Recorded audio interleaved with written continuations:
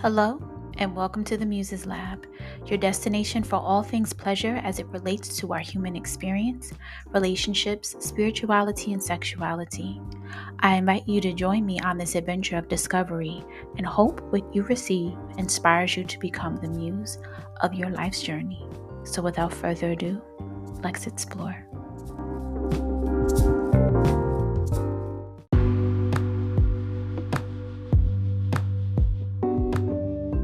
Hello, hello, hello. Welcome to the Muses Lab podcast. I am your host, Siobhan L. And we got an OG Muses Lab community member in the building today. And I'm always excited and honored to have a community member want to come in and chop it up with me. And it allows me to get to know them better because they are fully tapped into my own ecosystem, and I get to know them much better and share them with the broader community so that people can learn more about them and support them. And we have Ca'ren Hudson in. She is a licensed marriage and family therapist whose focus is on sex and couples therapy. She is a registered yoga teacher. She is a level 2 UTC traditional Reiki practitioner. She is a practitioner of Espiritisma, divining, tarot, ancestral and veneration, astrology, human design. She is a full spectrum practitioner, and today we are here to talk about intersectional healing. So sit back, grab your favorite drink, maybe even a notebook to take some notes in. Catch these shit. That's it right now. At least that's what Spirit is telling me right now. That's the end of the list for this point in time. I I love it because that feels like full spectrum Mm, healing to me, mhm, being able to become versed in all of the different modalities and the different tools that we have at our disposal so that you are able to provide healing and comfort and support and guidance to mm, those who need you at each of those different intersections, which is why intersectional healing just felt perfect for our conversation for today because you meet people at where they are in relation to the skills and the certification, the practices and the tools and modalities that you are able to utilize. And I think that's amazing, right? Some people mm. might be like, "Oh, you need to just pick a niche. You need to pick one thing." But when you are in service into the community, when you are service into the community, it it may not just be one thing. The community Yeah, may need you to show up in multiple ways. So being able to absolutely. be versed in multiple modalities of healing, I think is amazing.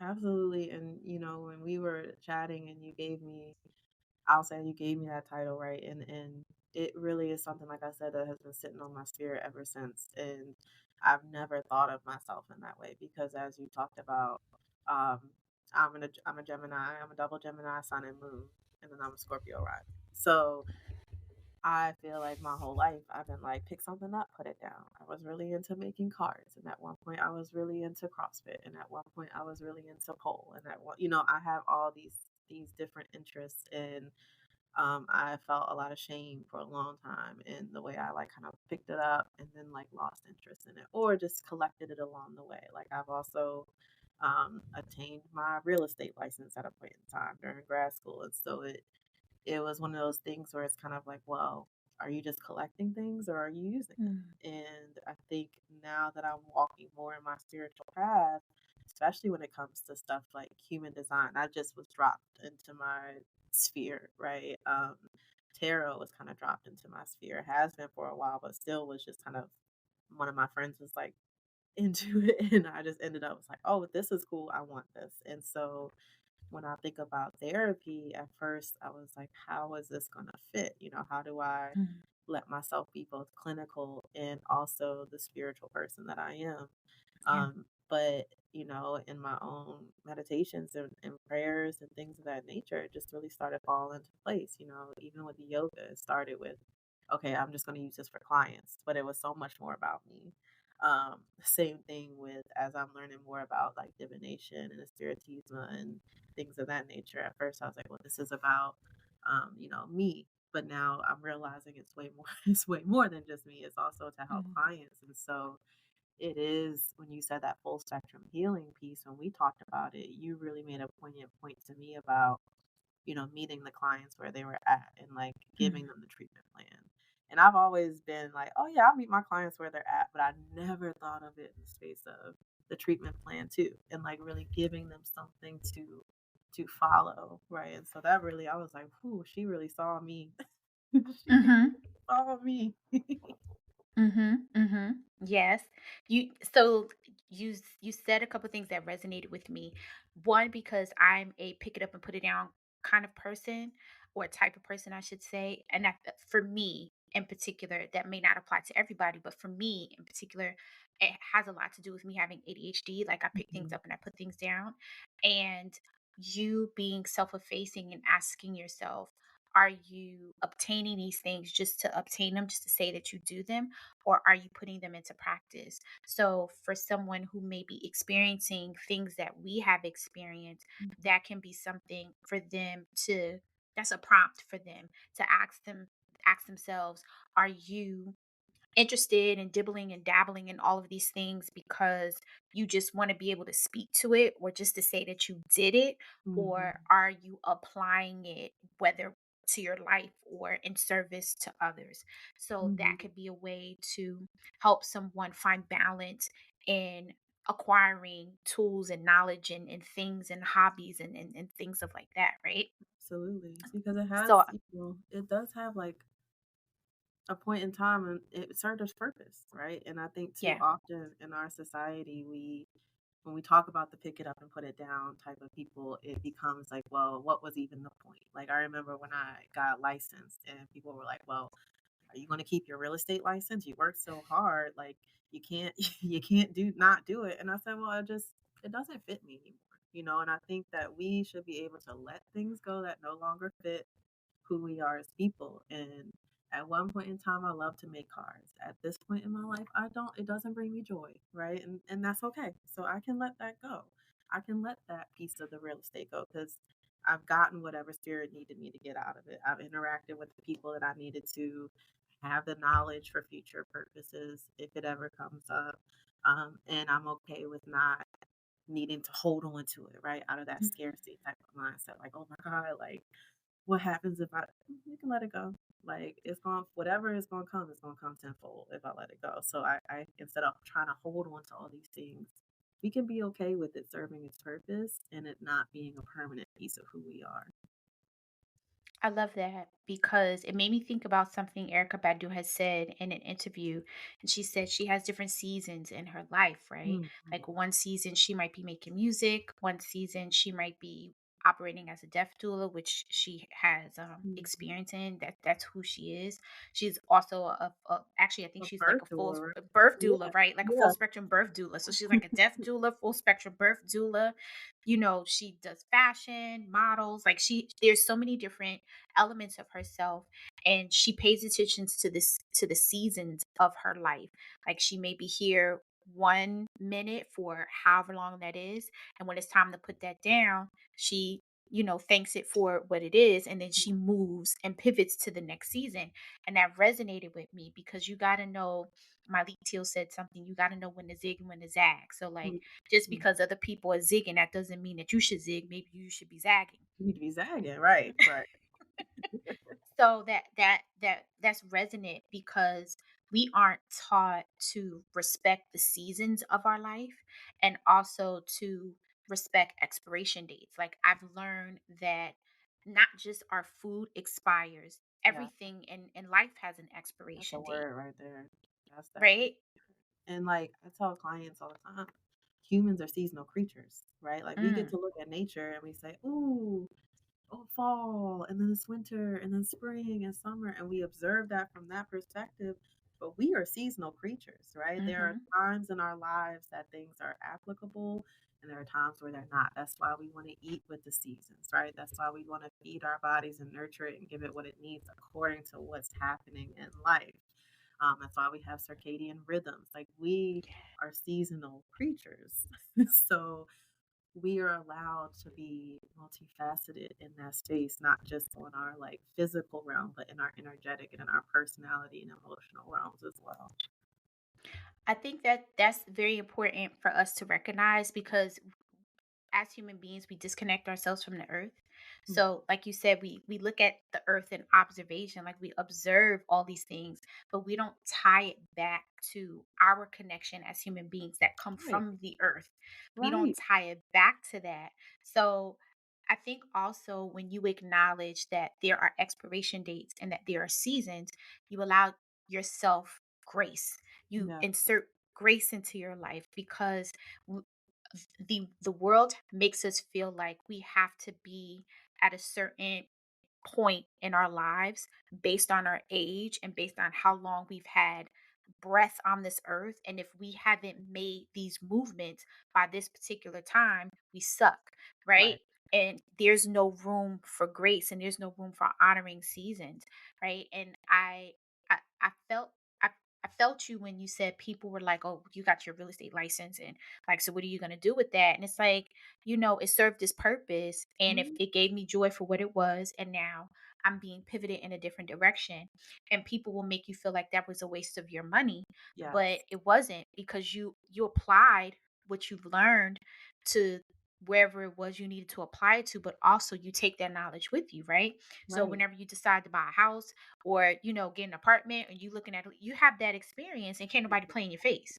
exactly, exactly, and I think it's also, you really spoke on something that I try to talk about all the time is we observe nature, but we are nature. The beauty that we Mm, be like, oh, look at the beauty in the leaves. We have that.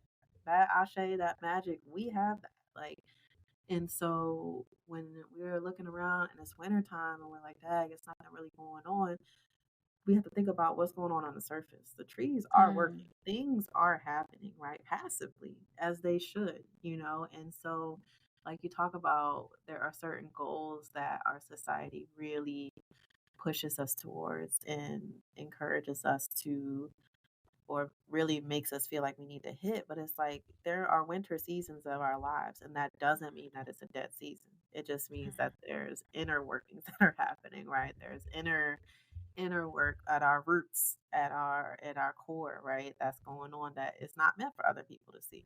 Right? If the trees wanted us to see that, they would be more exposed, right? But they're not. mm, They want it to be under the surface. And so it's just a matter of that connection and remembering that we all share that ashe.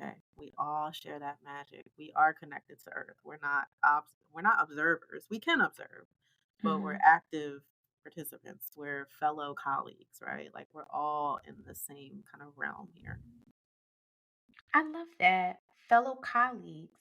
Because I'm thinking about someone, let's say that this is a client that you may be working with and they're being self-defeatist, maybe self-sabotaging. Mhm. How do you kind of usher them into that mindset? Because it takes a while to adapt or adopt that mindset and to even see it from that vantage point. What are some ways that you kind of usher someone into that perspective? Mhm. Well, I'm big on metaphors, as most therapists usually are, right? And so I will use a metaphor of like, hey, do you take care of plants? Do you have a pet? Do you, are there children in your lives? Because if you do, what does it look like for you to give them grace? Do you expect your plant that you get as a little Mm, seedling to be a big monstera? You get your elephant mm, leaves or whatever it is, right, immediately? Or do you nurture it and give it water every day? Maybe you play it music. Maybe you just talk to it.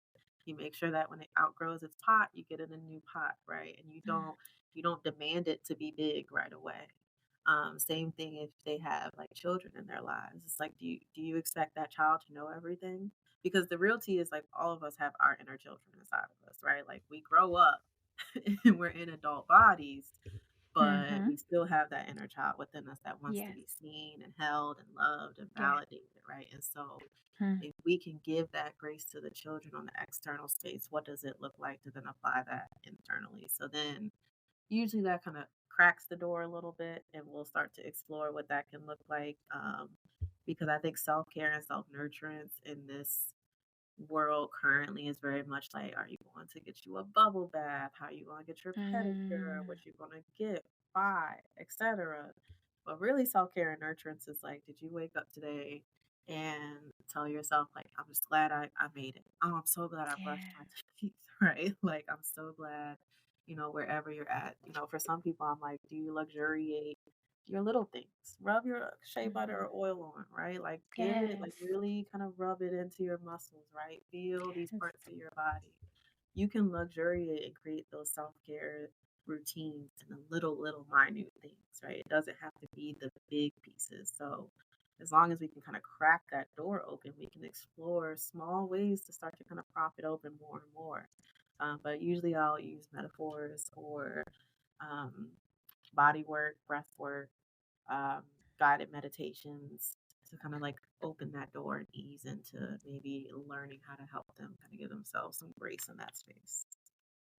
I love that because destigmatizing the myth that self-care looks like whatever people Mm. post on Instagram is super Yes. important because I'm definitely an advocate of destigmatizing and decolonizing self-care and pleasure, Mm. particularly pleasure, because there's an Yeah. aesthetic behind self-care and pleasure that people try to mimic and then they're not able to because that may not be for them. They may not have the tools and the resources, or pleasure just looks different for them. So they're Mhm. trying to match and even co-opt what they see on social media and what magazines, media, print, whatever. And then they go, well, self-care is a fluke or pleasure is a fluke, Mhm. and it feels inaccessible to them. And it's not that it's inaccessible to you.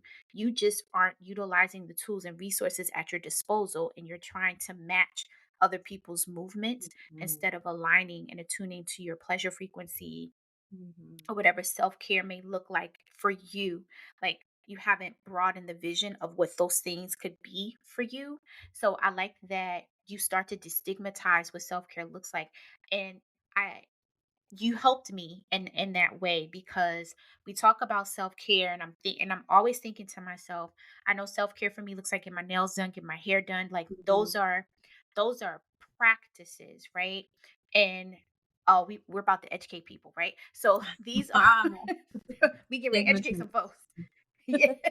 Get ready to educate some people, right? So like getting your nails done, getting your hair done, getting a facial, those are practices or even rituals that you Mhm. do, right? So that's kind of like a tactic that you use to maintain the outward surface of self-care. But what you said about nurturing yourself in the morning, like thanking yourself for waking up and saying like your affirmations, that's the embodiment of Yes. self-care. Yeah. And I think that's where the miss is, right? What the world focuses on the practice, like the tactics of Yeah. self-care and the aesthetics of self-care, and it skips the embodiment part because the embodiment part comes within the roots. So you're giving people foundation by telling them, when you wake up in the morning, nurturing yourself, nurturing your inner child. Self care looks like, hey, glad you got up today. Self care looks like, hey, you made yourself some tea today. That's great. That means you're nurturing your inner body. Self care looks like, hey, you took a moment to meditate today. Self care looks like, hey, you felt weird, so you just took 2 minutes to just voice out what you felt, and maybe you feel better, and it gets you on your way. So those are forms of embodiment. It's still kind of tactical, but it's still forms of embodiment that takes those little small steps, the minute that you said, those small steps that you build into your day to where self-care becomes a routine. Absolutely. Because as you know this, like pleasure is our birthright. We are all Yes. innately pleasure sexual beings, Hmm. right? Like that's Yeah. within all of us. And so Yeah. if it's within all of us, that means just like our personalities, it's gotta be different. It's meant to be different, right? Like how we Hmm. access that is so different than, the person next to you, your twin, even. Yeah.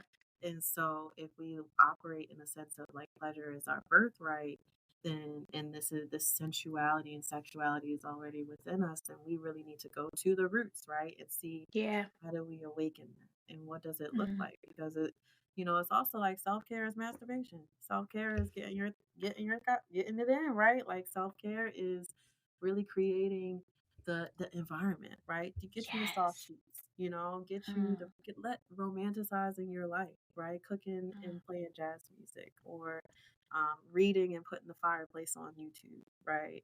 That's just as much self-care as the full practices, right? And I really like the use of rituals because I think, these smaller things are the rituals that lead up to Mhm. the practices that lead up to the full spectrum piece of it.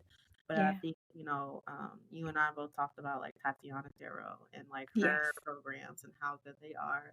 It's that energetic piece of embodying it. And like, yeah, I Mm. am a pleasure being. Yeah, I'm sexual, I'm sensual, right? Like Yes. you might not even feel it that day, but it's like you Mhm. wake up and you're like, "Oh, Imma just throw this red on because 'cause I'm feeling like crap and I know this is gonna make me feel good," or, I might not have that money in my bank account or that job offer yet, but I'm already talking like it. Like, I already got it, right? And so I think Mhm.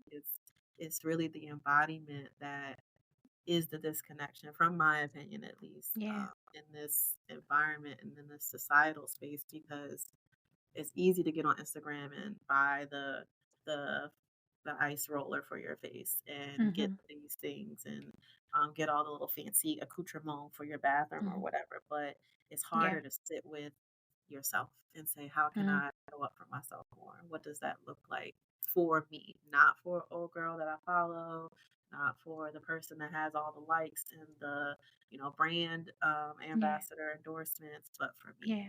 And I think embodiment is like when you do find it and you can tap into it, it can sometimes be better than any of the stuff that we have. Mhm. Yeah.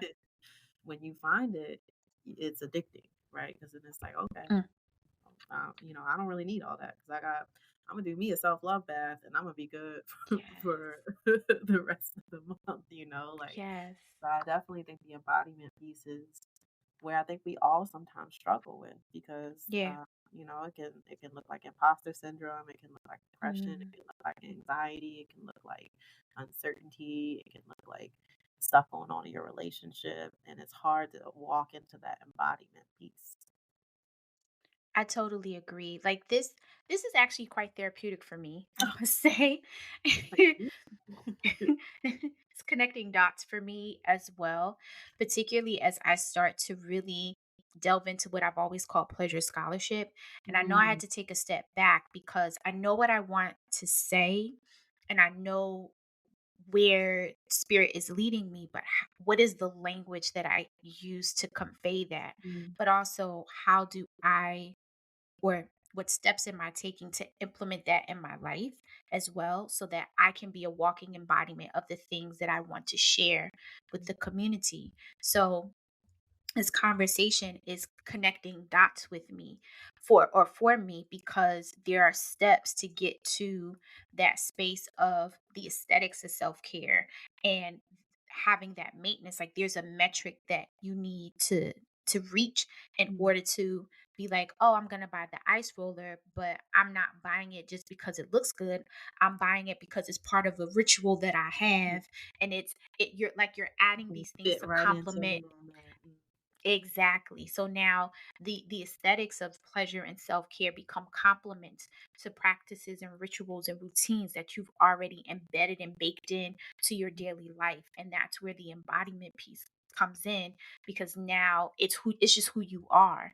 It's right. not what you're trying to do or what you're trying to achieve. It's who you are. So it doesn't feel like you're co-opting anything or you're trying to be something that you're not because Mhm, it's naturally become who you are.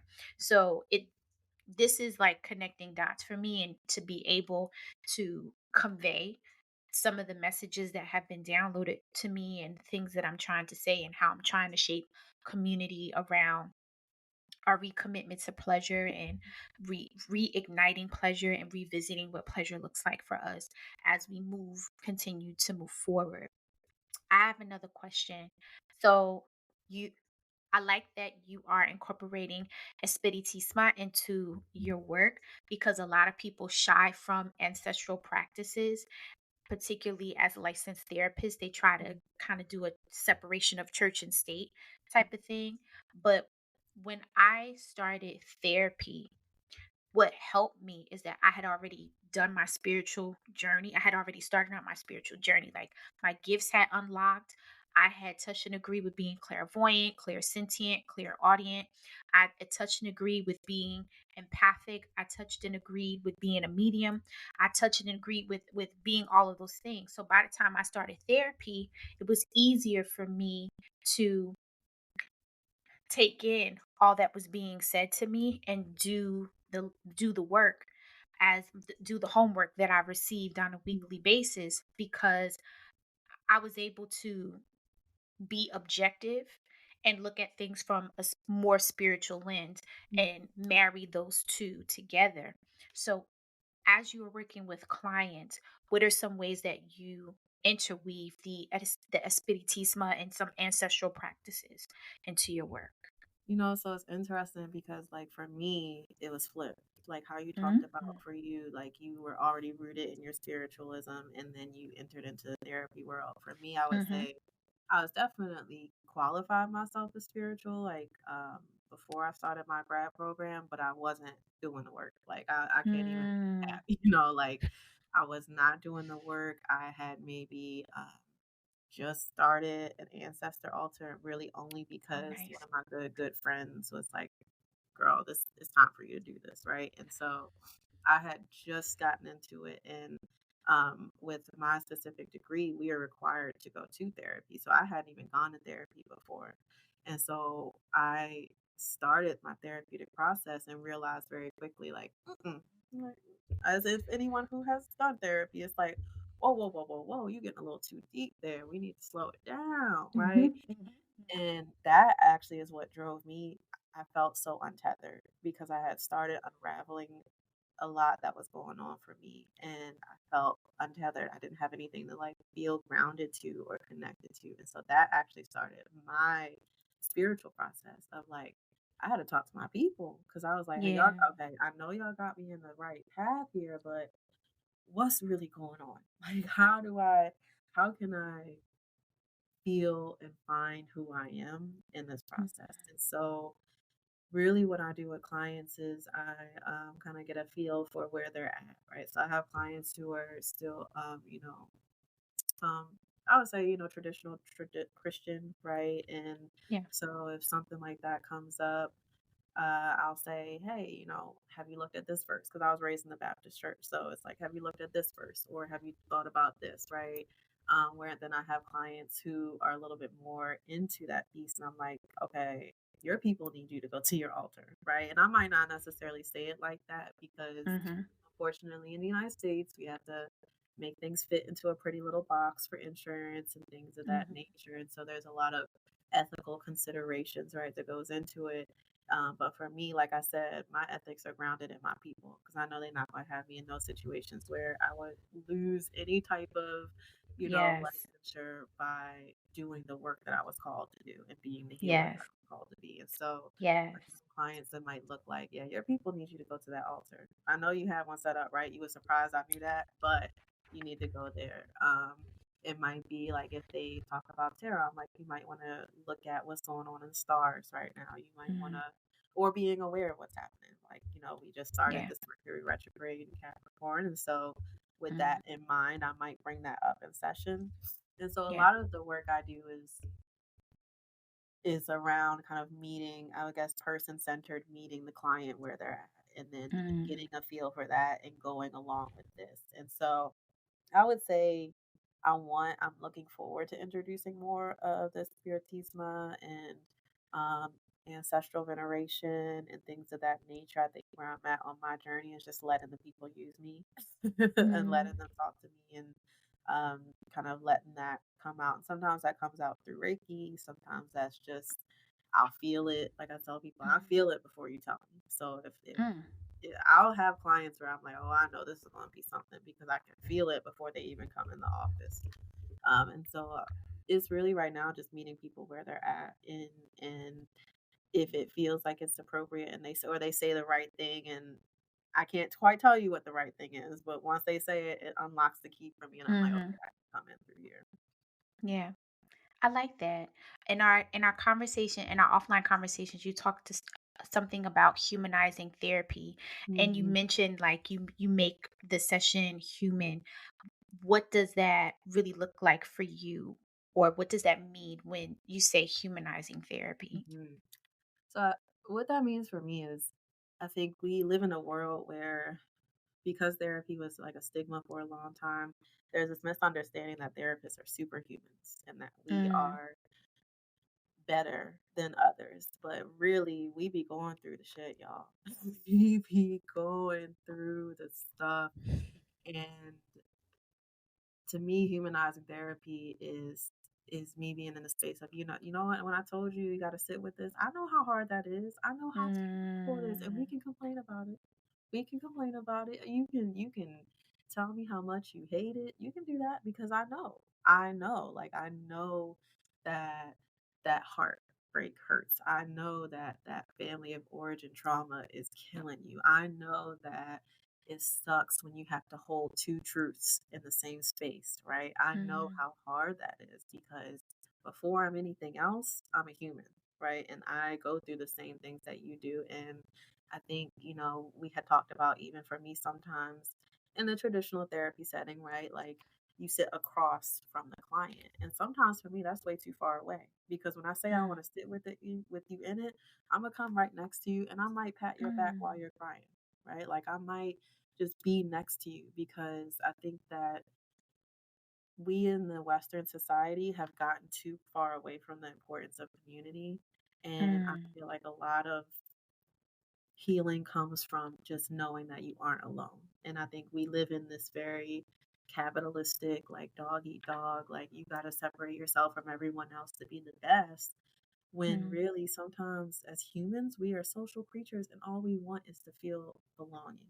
A lot of times, like all we want is to know that someone is there with us or cares enough to be with us. And so, for me, humanizing it is looking at it from the perspective of I'm here with you. I might have this degree and I might be telling you different things, but I'm just as much of a human as I am as, a therapist, right? And so I'd rather be next to you and tell you like, "Hey, it's all good when this is going on." Like, "Hey, you know, we could take our time. We don't need to be um, you know, rushing through this. We don't need to uh hurry up and solve it because you're not broken. There's nothing for me to fix. I'm not fixing you. I'm working with you. I'm helping you be your best self, really." And so humanizing therapy to me is really making sure clients understand like you have all the keys you need right there within you. We just have to understand who you are, right? And we have to learn these different parts of yourselves. We have to work with the ones that, may not be maybe fearful, right? They may be mm, fearful of used to put yourself out there, right? And you don't know what that's going to look like. And so they protect you by maybe telling you that, hey, you're going to get hurt, or they protect you by saying, you know what, it's a lot going on, so just go ahead and have that drink, or mm, these feelings are so hard, you don't need to feel them, so go ahead and light that out or whatever. And I think the more that we can understand those parts and thank them for that protection and be like, you know what, I appreciate the way that you were trying to show up for me. I got it from now. I'm going to kind of get in the driver's seat. You've been driving this whole road trip. I'm going to get in the driver's seat. I recognize the work you've done, but I'm going to kind of take the lead on this and work through it that way. So I am about trying to really help people understand the different facets of who they are. And because we as humans are very complex, right? That's why relationships are so hard. It's because we as individuals are so complex, and now you're trying to bring two people mm, together. Like, what? That's hard. yeah. So that's what I mean by humanizing therapy is really just like emphasizing the piece of like where there's no power dynamic here. Mm. Like I am a human and I'm with you in this. First of all, I love that. That Sounds like a little was glow rant there. that. No, I appreciate this rant. I appreciate this rant. I started taking notes. Like, I appreciate this rant. Do not be surprised if this turns into a blog post because I'm here for it. I'm here for it. Let me this know if you need me to write. this yeah, this is amazing because and as you were talking, I felt so warm and Mhm, nurtured. You have such a nurturing spirit. And I think that's super mhm, important, particularly when you are unpacking things with people that you don't maintain the distance, that you come close and let them know. that it is okay that you are experiencing this, but also you validate their experience by sharing your own and letting them know that you've gone through this too. So Mhm. your situation may be unique to you based on what the circumstances and events are, but this moment is not unique. You are not the only person that has experienced this. Mhm. Myself and others have experienced this too.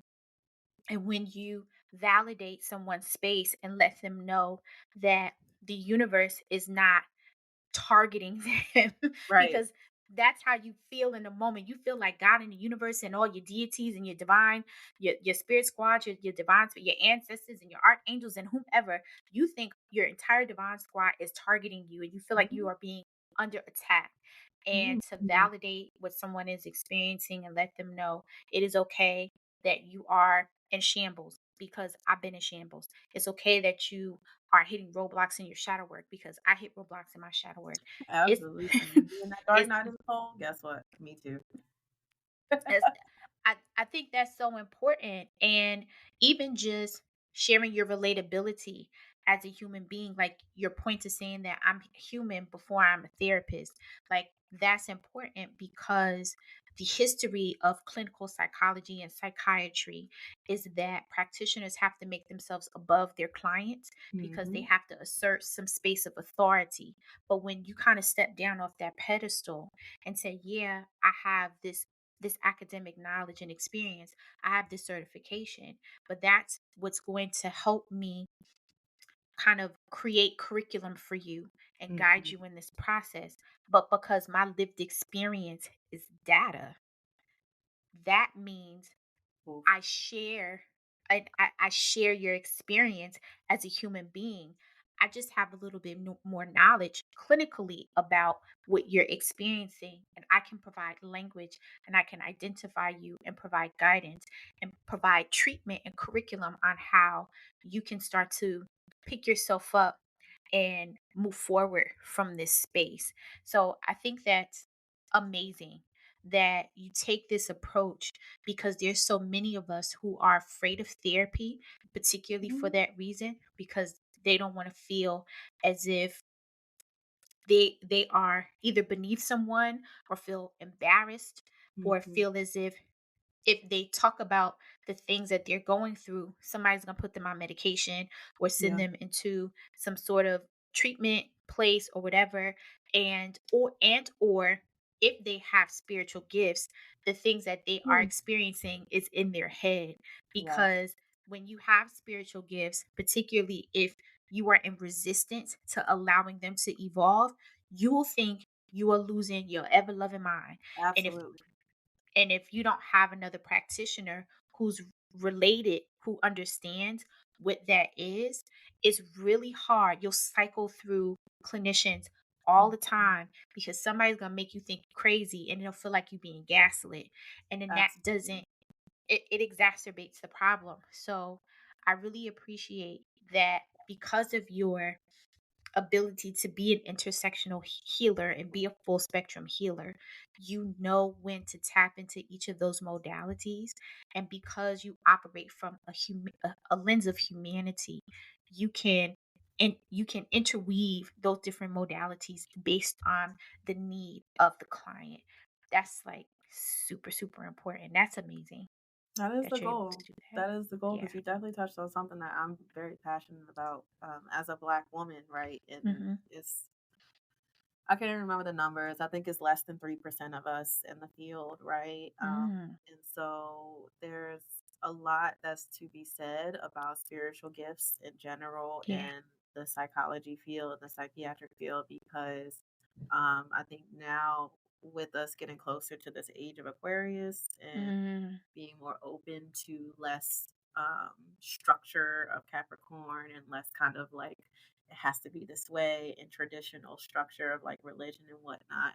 You know, there are clients who unfortunately have all types of diagnosis on their permanent, health records because they've expressed their spiritual gifts, right? And they've said, "Oh, I have, maybe visions, or I'm clairvoyant, or I'm clairaudient." And without the proper knowledge, Mhm. a clinician will look at a DSM and say, okay, well, you have schizophrenia, you have borderline personality disorder, you have X, Y, and Z, right? Without that, I think knowledge of the energetic world, all the way that energy flows, the way that energy works, I think that I would be a little bit lost in that space because it's easy to get too clinical, right? It's easy to stay, I won't say too clinical, it's easy to stay in your clinical box. It's the safest Mm. box because Yeah. in trainings, it's a lot around shame and fear of you don't Mhm. want to get your license taken away. You don't want to get your Yeah. license taken away, right? And I think for me, I had to kind of come to my own rationalization with that.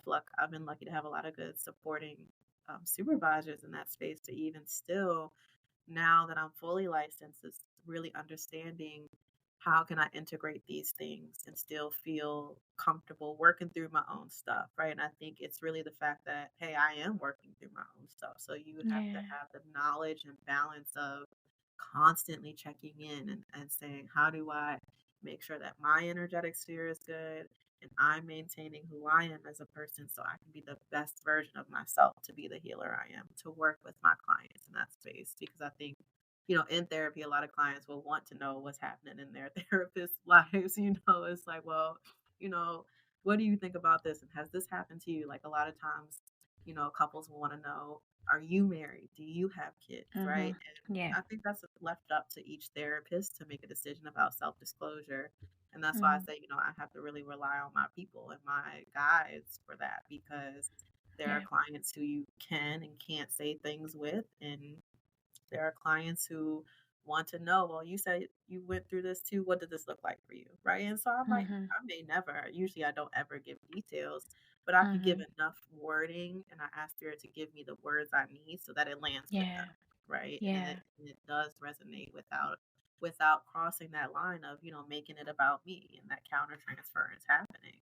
But I do think that it can be, I'm grateful for the opportunity to really shake the table in the therapeutic world, whatever that may Mhm. look like, even if it's big or small, because it's necessary and it's needed. Yeah. The healing that people of color need cannot Mhm. necessarily always come from people who are not of color. And that's not a shading to them. It's just the recognition of the epigenetic trauma that we've gone through and the recognition of what that looks like and what that feels like in our bodies and being able to say like these things that it lands on that energetic field, right? They might not, people will come in my office who I see one time and they never step foot back in my office again, but I know I've said whatever I needed to say to them Yeah. on their Yeah. journey to Yep. land with it, and it's going to sit with it, right? And it's going to sit Yeah. with them whether they use it or not. I know that I've planted that seed. And so it is really important to, in my opinion, really use discernment when Mm. identifying who you want to be on your therapeutic team because it's not always just one therapist, right? You might have a Yeah. various therapists for various reasons. And so really Mhm. being unapologetic with that discernment. I tell people, interview your therapist. Please interview your Yes. therapist. It is Yes. the whole process is based on how much you feel like you can go deep with them. Because Yeah. outside of romantic relationships, this is probably one of the most intimate relationships you'll ever have. Yeah. And I hold that in such reverence that even if I'm not the therapist for you, I want you to make sure that you're doing what you have to do to find that therapist. And that means interviewing them, asking them the hard questions. 9 times out of 10, we will consult with you for free because we also want to make sure that it's a Mm. good fit for us, right? Yeah. We want to make Yeah. sure that we can help you in the way we know we can and that you will be able to, you are someone that we can assist, right? Because if not, we want to then get you the person that we know can be better suited for you. Yeah. The first therapist I had was a referral. Mhm. So I went on therapy for black girls because I was adamant about getting a black therapist or at least a woman of color. Absolutely. And I found someone and they didn't take, I had Medicaid at the time and they didn't take Mhm. Medicaid, but she was able to refer me to someone who did. And that woman helped me, Latina woman, she helped me. she she got me out Got you of right. at she got me out of the hole that I was in, and the ability to be able to press forward. I, it was because of her that I got back into the workforce, because she was like, all Mm, right, you need to build. That's where I got, how do you build a bridge? She gave that to me. mm, And if there mm. was nothing else that I remember from what we said in our 11 different sessions, because I saw her for a good 7 months. So if if I didn't remember nothing else, what stuck with me and what continues to stick with me, that I even share during my coaching sessions with some of my clients. How do you build a bridge? Yeah, yeah. That stuck with me. And my current therapist is a Black woman. And Maybe actually it. my whole clinician team is Black. My psychiatrist is Black and my therapist is Black. Love it. And just having a woman of color was refreshing, but having a Black woman team, that's like on a different type of level, because you can speak plainly and they Mm, know exactly what you're talking about. They were the ones who told me that I've been living in depression and anxiety my entire life, and I had no idea, no because it clue. looks different for Black women. Yes. Like, you don't know, you go try to be a Google doctor, and you go on WebMD and Healthline and all these different And you online take health lists of publications. students that are asking Take questions that are not asking the right questions for Black women, right? Like, that. you asking me, can I function? Of course I can function because I've had no other choice but to function. But ask me when the last time I talked to my homegirls was. Ask me when the last time I cooked my favorite meal. Ask me when the last time I got my hair done, right? These are the questions that resonate with Black women because if you ask us, are we able to go to work? Does it interfere with our daily lives?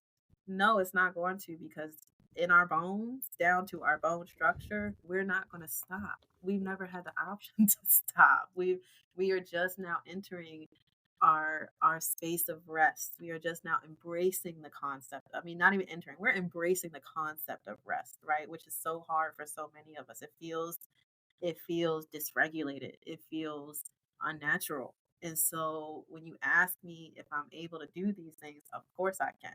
But if you ask me certain questions to identify that, then I can start unpacking. Well, now hold on. I guess I haven't really done that for a while. I haven't really, I haven't daydreamed. No, I haven't had the time to daydream.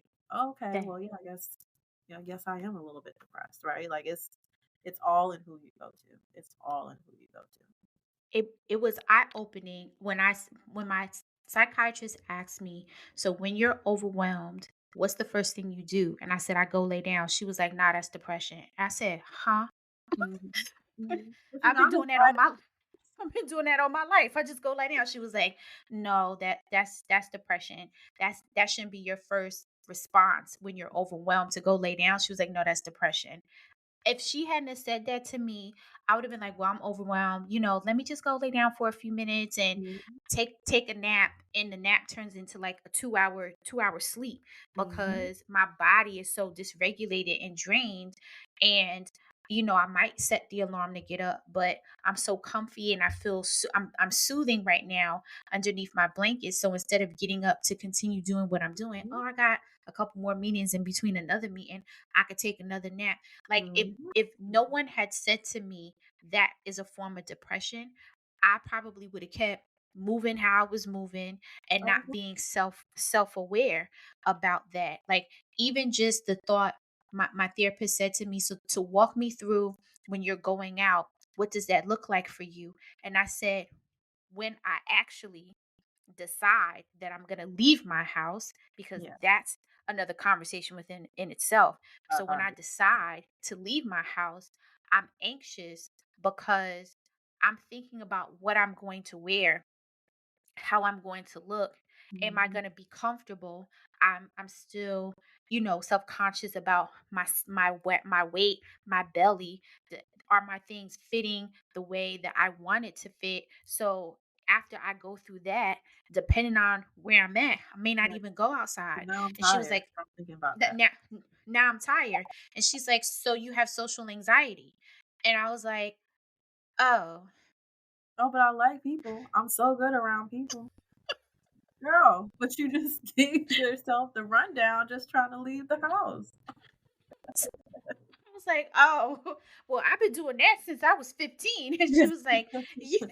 She's Yeah. like, yeah, you have social anxiety. And I was like, oh, so you mean to tell me I've been anxious my whole life? Like I'm supposed to be on meds, is what you're telling me. Like I should have been on meds the But you entire people time. just put clothes on and go. Is what you're telling me. So that's normal. Like people just be like, "Oh, I'm gonna go out, just put on clothes and leave." They don't ruminate through their closet and like pull piece together outfits and think about how people are going to receive them when they go outside. She was like, "No, that's anxiety." And I was like, "So, so meds is what you're telling me I'm supposed to be on. I'm supposed to be on meds, is what you're saying." Heard you. So like, if no one talks to you about those things or no one asks you the right qualifying questions, like even the question you asked, when's the last time you got your hair done, you know, black women will figure out how to do their own hair, which is 100%. which is great, right? But when you actually walk into a salon and get service, that's something different, particularly if you're going through an episode of depression and anxiety, because somebody has to touch you, someone has to see you, They right? have to see Someone you. You have to be that have to willing to be seen. that have to And be if you willing to can be trust, seen. you're like, oh, oh, I can't let somebody see me. I can't let somebody see me in this state, right? And so, and any other time where you're like, oh yeah, she gonna wash my hair real good. I know she gonna scratch my scalp the way I need it. When you're Mm-hmm. depressed, you're like, you know what? I'll just do my little two-strand twist and throw it in my scarf and keep it moving because it's so much for me to think. It weighs so much for me to think about getting up and going out and making the appointment and doing that. That it's like I'll just stay here and then I can go lay down. Right? Like if I just do it here, I can just go lay down And right I could after. just go. And I mean, that was my life for a good 10 years. Like, I figured out how to do my own hair because Oh before yeah, I I decided to lock my hair up during the pandemic, which I ended up cutting anyway. But before decided to do relatable. that, I could cut my locks. So before I started to do that, I let my natural hair grow out, unpermed or whatever.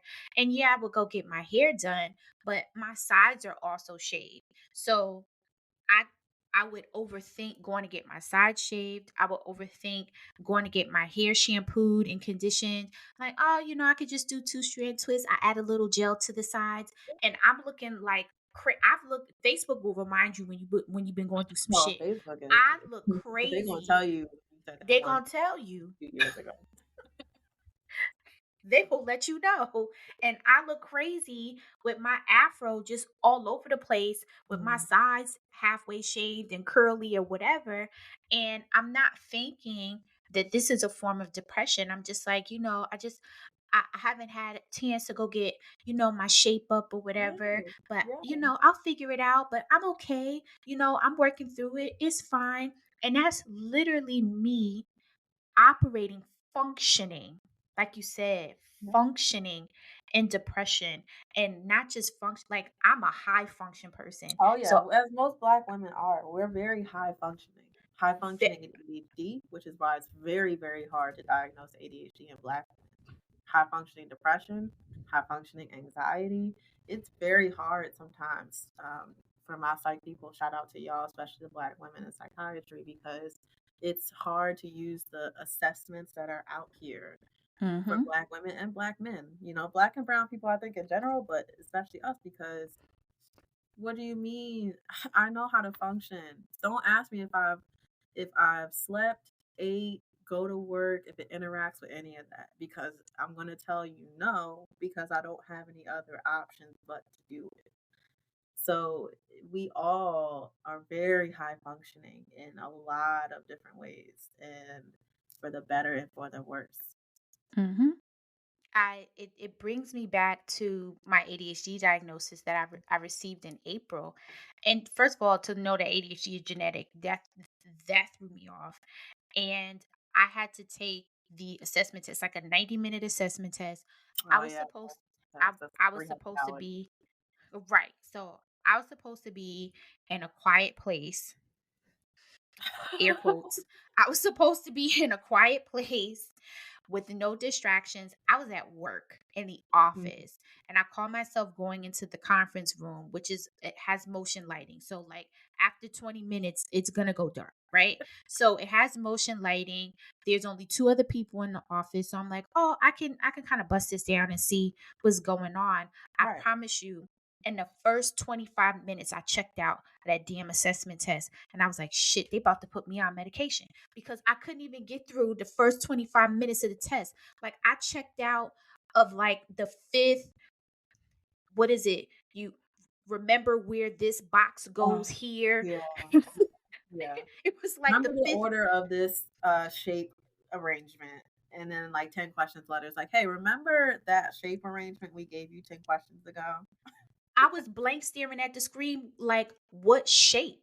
Like, what do you mean? And then What you do got you to mean? remember the colors, the shapes. Then they give you sequences and numbers, and you got to remember like 20 different numbers. I Mhm. checked out of that shit within 25 minutes, and I was like, this is a 90-minute test. I said she gonna be like, damn, that bitch is dumb as hell because I there was no way.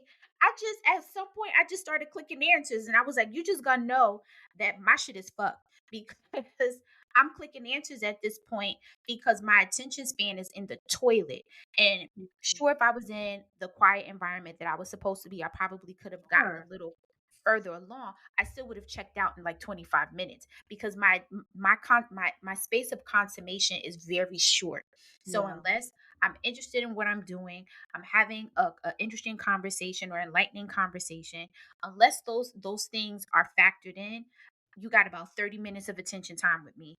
Right. Outside of that, I'm going to check out. My brain is going to start thinking about what do we need to eat? Did you pee Mhm. today? It's Mhm. warm outside. You know you ain't gone for a walk in like 6 weeks. You need to Right. go for a walk. My to-do list. Oh, you know you got a Canva graphic that you need to work on. Like all of these Mhm. things is Oh, going to remember start your flooding neighbor my said head. that one thing like 2 years ago? Why would they say that to you? Like, Hello?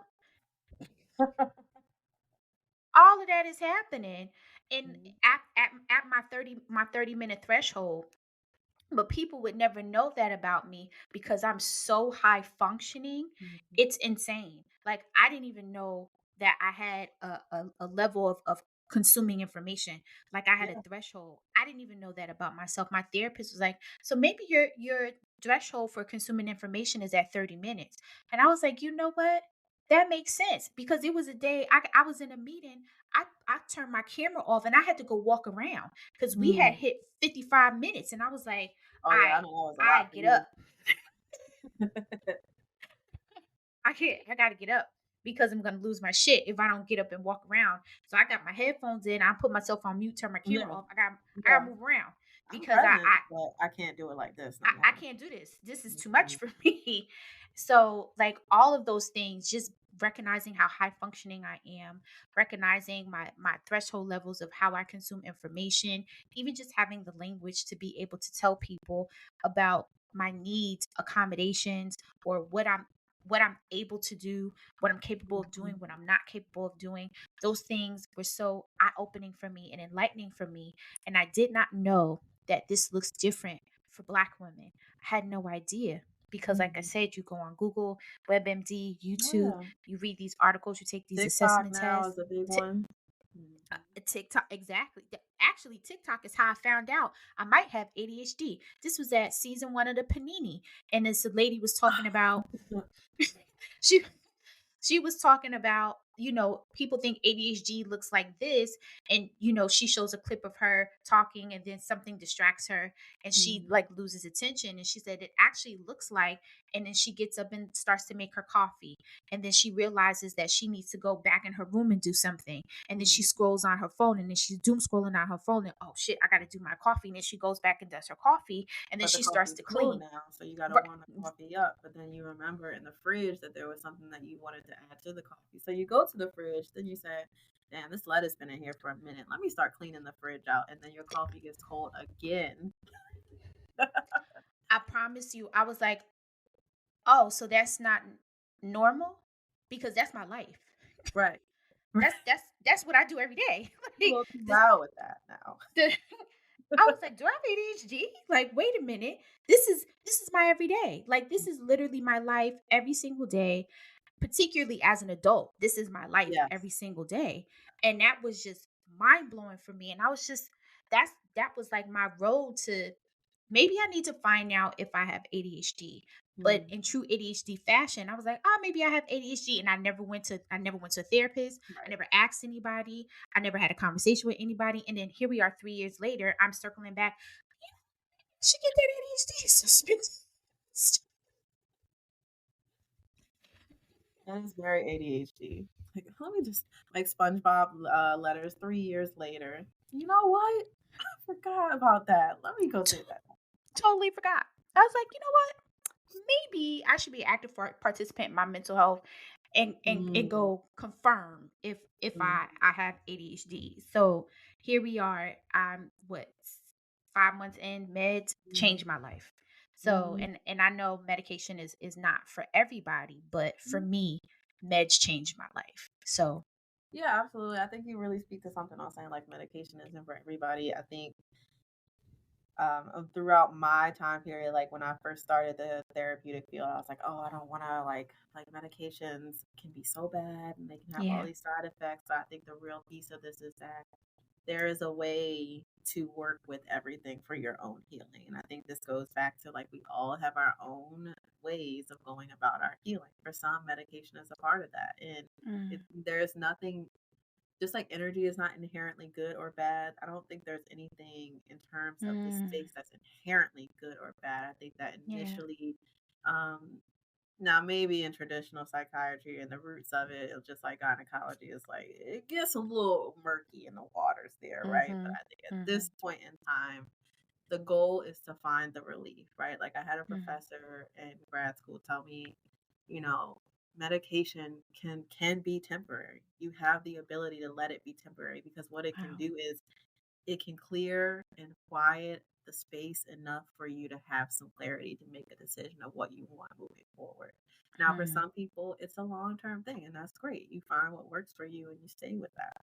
But I think that we have to embrace the possibility and the very real reality that for some people, you might just need the medication to help you kind of clear out stuff and quiet the thoughts or Mm. slow down the thoughts or just give you the space to find the clarity. And once you find the clarity, maybe you find ways and different coping skills and coping mechanisms that, aren't, you no longer need the medication, right? Yeah. But I think that destigmatizing medication is also a big piece of my work too. Whether even though I don't prescribe, it's like, okay, well, how about you just try it? What would it look like for you to do that, right?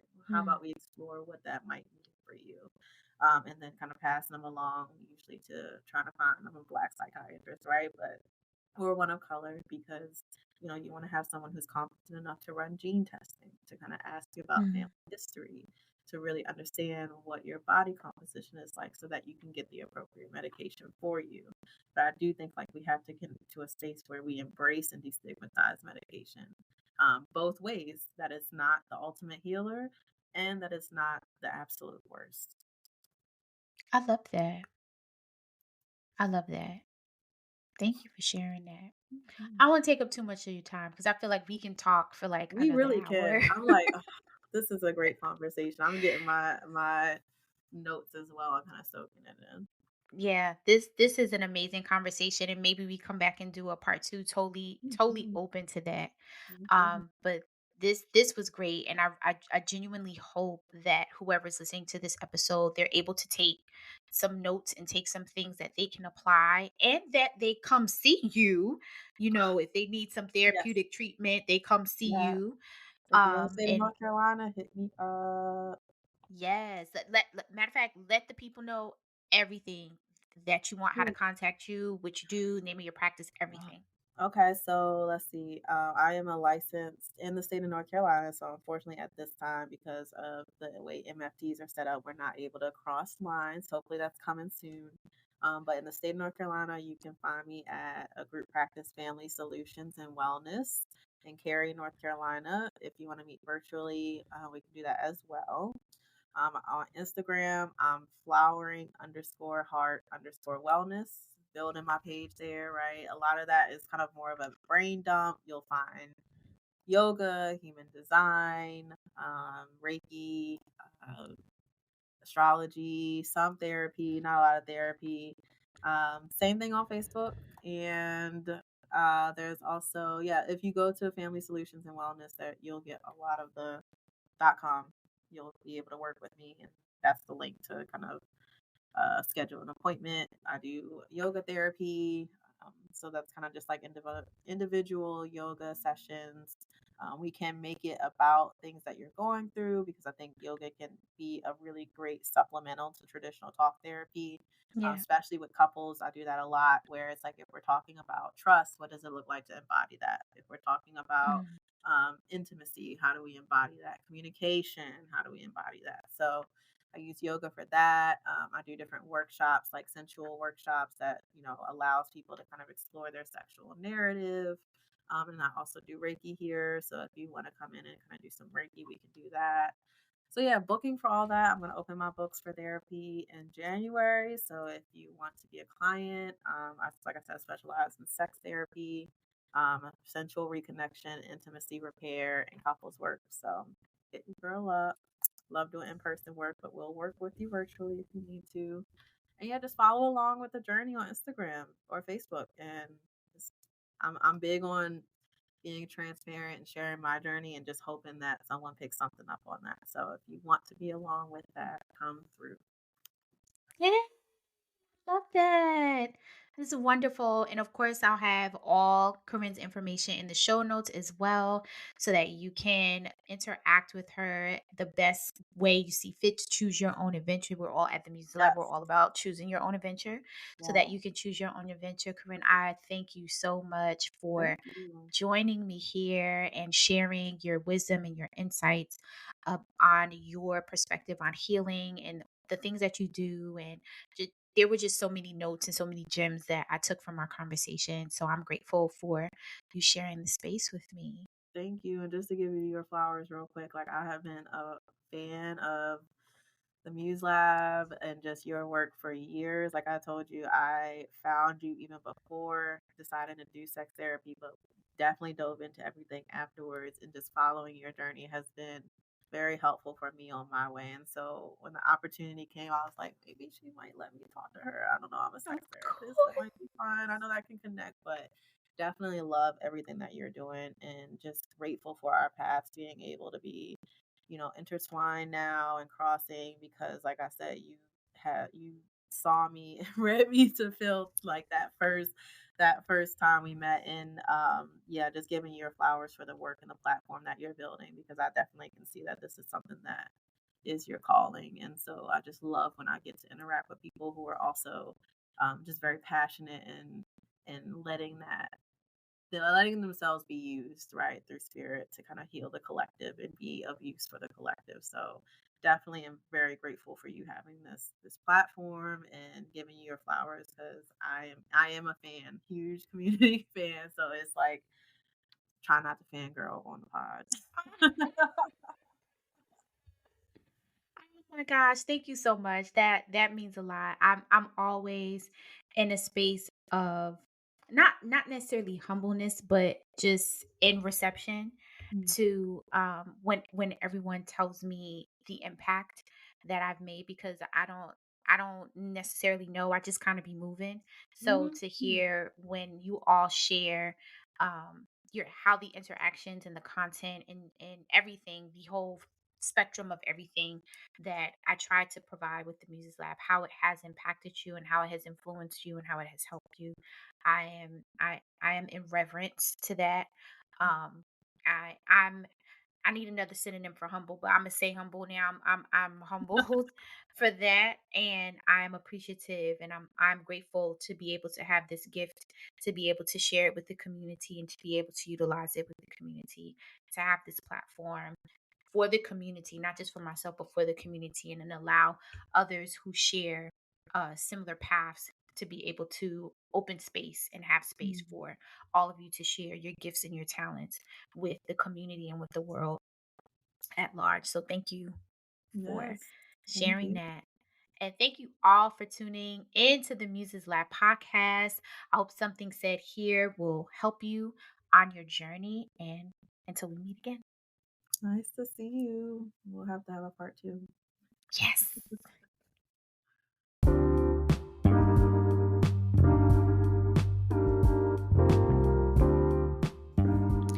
Thank you for tapping into the Muses Lab.